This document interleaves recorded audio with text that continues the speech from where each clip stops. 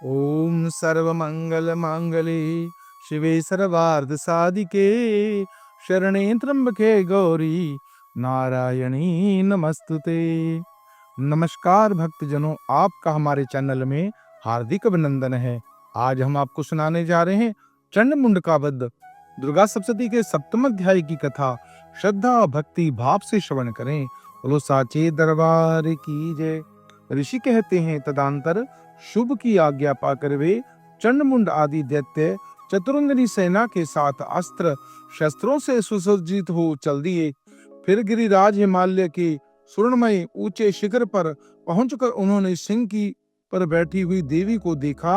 वे मंद मंद मुस्कुरा रही थी। उन्हें देखकर दैत्य लोग तत्परता से पकड़ने का उद्योग करने लगे। किसी ने धनुष तान लिया, किसी ने तलवार संभाली और कुछ लोग देवी के पास आकर खड़े हो गए। तब अंबिका ने उन शत्रुओं के प्रति बड़ा क्रोध किया। उस समय क्रोध के कारण उनका मुख काला पड़ गया, ललाट में बोहें टेढ़ी हो गई और वहां से तुरंत विकराल मुखी काली प्रकट हुई, जो तलवार और पाश लिए हुई थी। वे विचित्र खड़वांग धारण किए और चीते के चर्म की साड़ी पहने हुए नरमुंडों की माला से विभूषित थी। उनके शरीर का मांस सूख गया था, केवल हड्डियों का ही ढांचा था, जिससे वे अत्यंत भयंकर जान पड़ती थी। उनका मुख बहुत विशाल था, जीभ लबलबाने के कारण वे बड़ी ही डरावनी प्रतीत होती थी।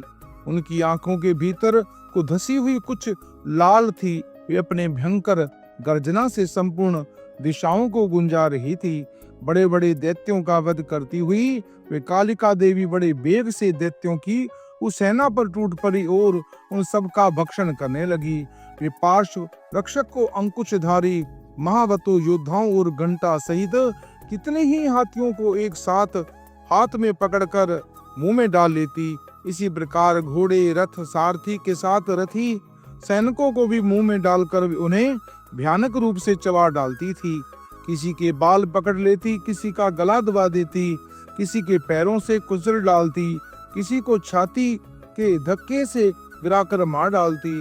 वे असुरों के छोड़े हुए बड़े अस्त्र शस्त्रों को मुंह में पकड़ लेती और रोष भरकर उनके दांतों में पीस डालती। काली ने बलवान एवं दुष्ट आत्मा दैत्यों की वे सारी सेना रोंद डाली, खा डाली और कितने को मार भगाया। कोई तलवार के घाट उतार दिया, कोई खड़वांग से पीटे गए। कितने ही असुर दांतों में अग्रभाग में कुचले जाकर मृत्यु को प्राप्त हुए। इस प्रकार देवी ने असुरों की उस सारी सेना को क्षण भर में मार गिराया। यह देख चंड उन अत्यंत भयानक काली देवी की ओर दौड़ा। महादैत्य मुंड ने भी अत्यंत भयंकर बाणों की वर्षा से उनके हजारों बार बाण चलाए। चक्रों से उन भयानक नेत्रों वाली देवी को आच्छादित कर दिया। वे अनेक चक्र देवी के मुख में समाते हुए ऐसे जान पड़े मानो सूर्य भोतरे मंडल बादलों के उदर में प्रवेश कर रहे हैं।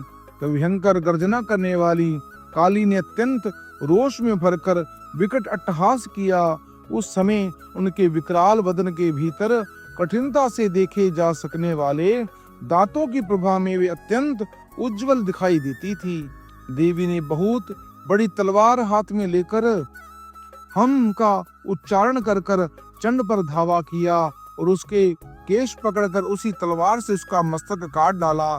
चंड को मारा देखकर मुंड भी देवी की ओर दौड़ा। तब देवी ने रोष में भरकर उसे भी तलवार से घायल कर कर धरती पर सुला दिया। महापराक्रमी चंड और मुंड को मारा गया देख मरने से बची हुई बाकी सेना भय से व्याकुल हो गई और चारों ओर भाग गई। तदंतर काली ने चंड और मुंड का मस्तक हाथ में लेकर चंडिका के पास जाकर प्रचंड अट्टहास करते हुए कहा, देवी, मैंने चंड और मुंड नामक इन दोनों महापशुओं को तुम्हें भेंट किया है। अब युद्ध में तुम शुंभ और निशुंभ का स्वयं ही वध करना।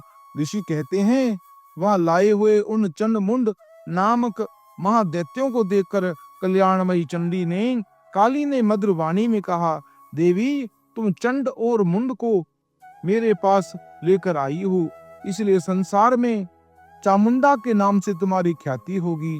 चंडिका को नमस्कार है। इस प्रकार श्री मार्कंडेय पुराण में सर्वाणिक मन्यवर की कथा में अंतर्गत देवी महात्मा में चंड और मुंड नामक सप्तम अध्याय अब हुआ संपूर्ण। बोलो साचे दरबार की।